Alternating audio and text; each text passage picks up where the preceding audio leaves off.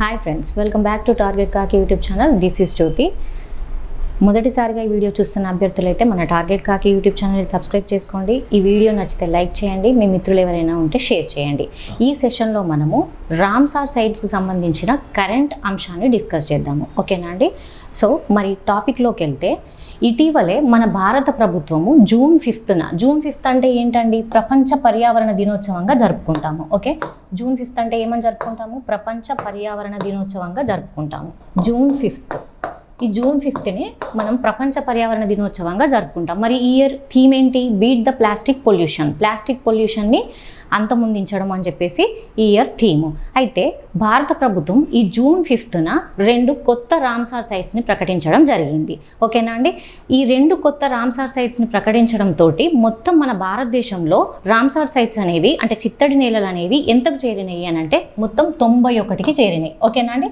91కి చేరినాయి. మరి గతంలో ఎన్ని ఉండే అని అంటే, గతంలో 89 రామ్సార్ సైట్స్ అనేవి ఉండే. ఓకే, 89 రామ్సార్ సైట్స్ ఉంటే ఈ కొత్తగా ప్రకటించిన 2 రామ్సార్ సైట్స్ తోటి 91కి చేరినాయి. ఓకే, ఆ 2 రామ్సార్ సైట్స్ ఏంటో తెలుసుకునే కంటే ముందుగా మనం ఒకసారి ఈ ఏడాది ప్రారంభంలోకి వెళ్దాం. అంటే ఎందుకంటే 2025 ఫిబ్రవరి 2న మన భారత ప్రభుత్వము 4 కొత్త రామ్సార్ సైట్స్ని చేర్చడం జరిగింది. మరి ఈ ఫిబ్రవరి 2 కంటే ముందు ఎన్ని రామ్సార్ సైట్స్ ఉండేవి అని అంటే 85 రామ్సార్ సైట్స్ ఉండే. తర్వాత కొత్తగా చేర్చినటువంటి 4 రామ్సార్ సైట్స్ తోటి మొత్తం ఎన్ని రామ్సార్ సైట్స్ అయినాయి అంటే 89 రామ్సార్ సైట్స్ అయినాయి. ఓకేనా అండి? అయితే ఈ ఫిబ్రవరి 2 అంటే ఈ రోజు మరి ప్రాముఖ్యత ఏంటి? మనము ప్రపంచ వెట్లాండ్స్ డేగా నిర్వహించుకుంటాము. ఓకే, ప్రపంచ చిత్తడి నేలల దినోత్సవంగా జరుపుకుంటాము. వరల్డ్ వెట్లాండ్స్ డేగా నిర్వహించుకుంటాము. మరి ఈ ఏడాది అంటే వరల్డ్ వెట్లాండ్స్ డే 2025 థీమ్ ఏంటి అని అంటే protecting wetlands for our common future. Okay, protecting wetlands for our common future. Okay, తెలుగులో ఏంటి అని అంటే, ఒకసారి థీమ్ మళ్ళీ రిపీట్ చేస్తున్నానండి. Protecting wetlands for our common future. Okay, ఉమ్మడి భవిష్యత్తు కోసం చిత్తడి నేలల పరిరక్షణ అనేది మరి ఈ ఏడాది థీమ్. ఓకే, అయితే ఈ ఫిబ్రవరి 2న ప్రకటించిన ఆ 4 వెట్లాండ్స్ ఏంటో చూద్దాము. అవేంటి అని అంటే, ఫస్ట్ వన్ వచ్చేసి Sekkar Kottai bird sanctuary. Okay, Sekkar Kottai bird sanctuary. ఇది ఎక్కడ ఉంటుంది అని అంటే తమిళనాడులో ఉంటుంది. ఓకే, తమిళనాడులో ఉంటుంది. అండ్ సెకండ్ వన్ వచ్చేసి, ఇవి నేను ఎప్పుడు చెప్తున్నాను అంటే ఫిబ్రవరి 2లో ప్రకటించిన 4 వెట్లాండ్స్ గురించి చెప్తున్నాను. అండ్ సెకండ్ వన్ వచ్చేసి తీర్థంగల్ బర్డ్ శాంక్చురీ. ఓకే, ఈ తీర్థంగల్ బర్డ్ శాంక్చురీ ఎక్కడ ఉంటుంది? ఇది కూడా తమిళనాడులోనే ఉంటుంది. ఓకే, మరి థర్డ్ వన్ వచ్చేసి కిచోయ్ పాల్రీ. ఈ వెట్లాండ్ అనేది ఎక్కడ ఉంటుంది అంటే సిక్కింలో ఉంటుంది. మరి ఫోర్త్ వన్ ఏంటి అని అంటే ఉద్వా సరస్సు. ఈ ఉద్వా సరస్సు అనేది ఎక్కడ ఉంటుంది అని అంటే జార్ఖండ్లో ఉంటుంది. అభ్యర్థులు గుర్తుపెట్టుకోవాలి, ఈ ఉద్వా లేక్ జార్ఖండ్లో మొట్టమొదటి చిత్తడి నేల. ఓకేనా అండి? ఇవి ఫిబ్రవరి 2న ప్రకటించిన 4 కొత్త వెట్లాండ్స్. దీంతో అంతకుముందు 85 వెట్లాండ్స్గా ఉన్న వెట్లాండ్స్ అనేవి, రామ్సార్ సైట్స్ అనేవి ఈ 4 మొత్తం 89 వెట్లాండ్స్ డేగా మారినాయి. ఓకేనండి? అయితే ఇప్పుడు ఒకసారి జూన్ 5కి వద్దాం. మరి జూన్ 5కి వస్తే కొత్తగా ప్రకటించిన వెట్లాండ్స్ ఏంటి అని అంటే, ఫస్ట్ వన్ వచ్చేసి మనకు మొదటిది వచ్చేసి కిచాన్ బర్డ్ శాంక్చురీ అండి. Khichan bird sanctuary. ఈ కిచాన్ బర్డ్ శాంక్చురీ అనేది ఎక్కడ ఉంటుంది అని అంటే వెరీ వెరీ ఇంపార్టెంట్ అండి. రాజస్థాన్ రాష్ట్రంలోని పలోడి అనే జిల్లాలో ఉంటుంది. ఓకేనా అండి? అండ్ సెకండ్ వన్ ఏంటి అని అంటే మేనార్ అండి. మేవార్ కాదు, మేనార్ బర్డ్ శాంక్చురీ. ఈ బర్డ్ శాంక్చురీ అనేది ఎక్కడ ఉంటుంది అంటే ఇది కూడా రాజస్థాన్లోని ఉదయ్పూర్ జిల్లాలో ఉంటుంది. ఓకే, ఉదయ్పూర్ జిల్లాలో ఉంటుంది.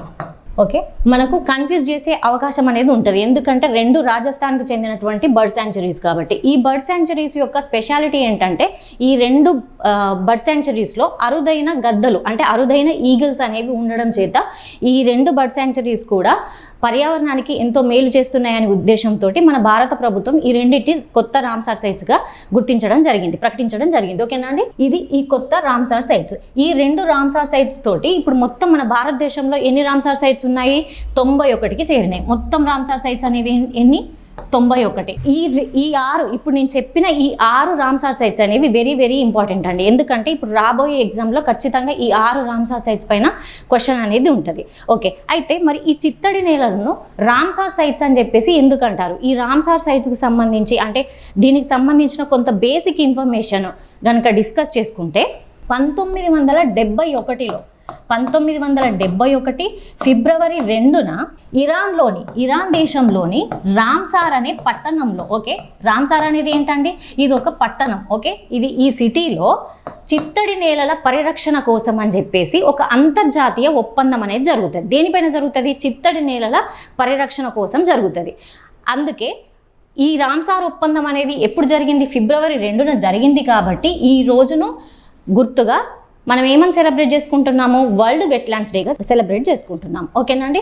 అయితే మరి ఈ చిత్తడి నేలలను రామ్సార్ సైట్స్ అని ఎందుకు అంటారు అని అంటే, ఈ రామ్సార్ అనే పట్టణంలోనే చిత్తడి నేలల ఒప్పందానికి పరిరక్షణ కోసం ఒప్పందం జరిగింది కాబట్టి అందులో భాగంగా ఆ ఒప్పందంలో భాగంగా గుర్తించిన సైట్స్ ఏవైతే ఉన్నాయో వాటిని రామ్సార్ సైట్స్గా పేర్కొంటారు. ఓకేనండి.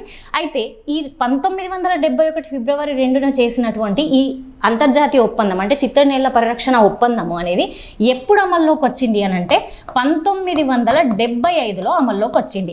ఈ డేట్స్ అనేవి వెరీ వెరీ ఇంపార్టెంట్ అండి. ఎప్పుడు ఒప్పందం జరిగింది? 1971 ఫిబ్రవరి 2న ఒప్పందం అనేది జరిగితే 1975లో అమల్లోకి వచ్చింది. ఇంకా వెరీ వెరీ ఇంపార్టెంట్ ఏంటంటే, ఈ ఒప్పందంలో మన భారతదేశం ఎప్పుడు సంతకం చేసింది అని అంటే 1982 ఫిబ్రవరి 1న మన భారతదేశం ఈ ఒప్పందంలో సంతకం అనేది చేయడం జరిగింది. ఓకేనా? ఎప్పుడండి? 1982 ఫిబ్రవరి 1న భారత్ సంతకం అనేది చేసింది. ఓకే, మరి ఈ ఒప్పందంలో భాగంగా మన భారతదేశంలో మొదటగా గుర్తించినటువంటి రామ్సార్ సైట్స్ ఏంటి అని అంటే, చిల్కా లేక్ అండి. చిల్కా లేక్. ఓకే, ఈ చిల్కా లేక్ అనేది ఎక్కడ ఉంటుంది? చిల్కా సరస్సు అని అంటారు. ఈ చిల్కా లేక్ అనేది ఎక్కడ ఉంటుంది? మనకు ఒడిషాలో ఉంటుంది. ఇండియాలోనే దీన్ని లార్జెస్ట్ బ్రాకిష్ వాటర్గా చెప్తారు. ఓకేనండి, బ్రాకిష్ వాటర్ లేక్గా చెప్తారు.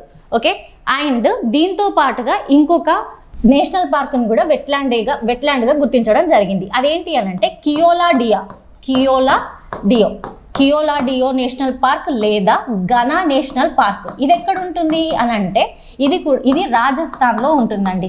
దీని యొక్క స్పెషాలిటీ, ఈ నేషనల్ పార్క్ యొక్క స్పెషాలిటీ ఏంటి అని అంటే, ఈ నేషనల్ పార్కులో సైబీరియన్ కొంగల్ అనేటివి ఈ నేషనల్ పార్క్ ప్రసిద్ధి. ఓకేనండి. So important. మరి మన భారతదేశంలో అతి పెద్ద వెట్లాండ్ ఏంటి అని అంటే, వెరీ వెరీ ఇంపార్టెంట్ అండి.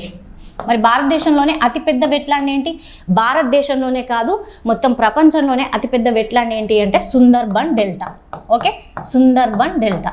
ఈ సుందర్బన్ డెల్టా అనేది ఎక్కడ ఉంటుంది? మనకు వెస్ట్ బెంగాల్లో ఉంటుంది. ఓకే, ఈ సుందర్బన్ డెల్టా అనేది ఎంత విస్తీర్ణంలో ఉంటుంది అని అంటే, వెరీ వెరీ ఇంపార్టెంట్ అండి, 4230 చదరపు కిలోమీటర్ల విస్తీర్ణాన్ని కలిగి ఉంటుంది. ఓకే, మరి ఈ సుందర్బన్కు ఆ పేరు ఎలా వస్తుంది అని అంటే, ఈ సుందర్బన్ డెల్టాలో అంటే ఆ ఫారెస్ట్లో ఆ మడడుగుల్లో సుందరి అనే మొక్క పెరగడం వల్ల సుందర్బన్ డెల్టాకి ఆ పేరు వస్తుంది. ఓకేనండి, సుందరి అనే మొక్క పేరు మీదుగా ఈ సుందర్బన్ డెల్టా అని పేరు రావడం జరిగింది.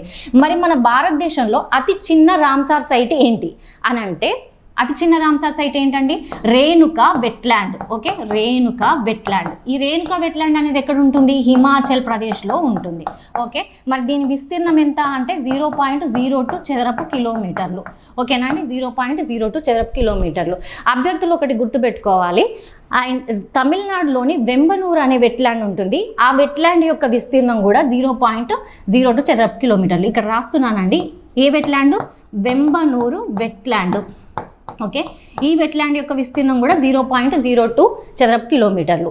ఓకే, సో ఇది. అండ్ మరి మన భారతదేశంలో అత్యధిక వెట్లాండ్స్ అంటే ఎక్కువ వెట్లాండ్స్ ఉన్న రాష్ట్రం ఏంటి అని అంటే తమిళనాడు అండి. తమిళనాడులో మనకు 20 వెట్లాండ్స్ అనేవి ఉన్నాయి. ప్రస్తుతం 20 వెట్లాండ్స్ ఉండడంతో తమిళనాడు అనేది అత్యధిక రామ్సార్ సైట్స్ కలిగిన రాష్ట్రంగా ఉంది. అంతకుముందు గతంలోనైతే ఏ రాష్ట్రం ఉండేది అంటే ఉత్తరప్రదేశ్ ఉండేది. ప్రస్తుతం 20 వెట్లాండ్స్ కలిగి తమిళనాడు అనేది మొదటి రాష్ట్రంగా అంటే ఎక్కువ రామ్సార్ సైట్స్ ఉన్న రాష్ట్రంగా ఉంది. ఓకే, ఇది అండి రామ్సార్ సైట్స్కి సంబంధించిన కరెంట్ అంశం. నెక్స్ట్ వీడియోలో మరొక టాపిక్తో కలుద్దాం. Thank you.